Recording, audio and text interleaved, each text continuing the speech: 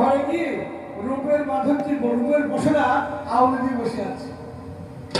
চন্দ্রধার কোথার থেকে ঘুরে এসে বলছে, সুলকা ও সুলকা, ওই ঘরে বসে কে গো? সুলকা বলছে, মিনসিকে একা হয়ে গেল নাকি? ওটা আমার বোন পলকা, চিনতে পারছে না? তাই নাকি? হাসতে হাসতে ভালোবাসতে আমার কাছে নিয়ে যায়।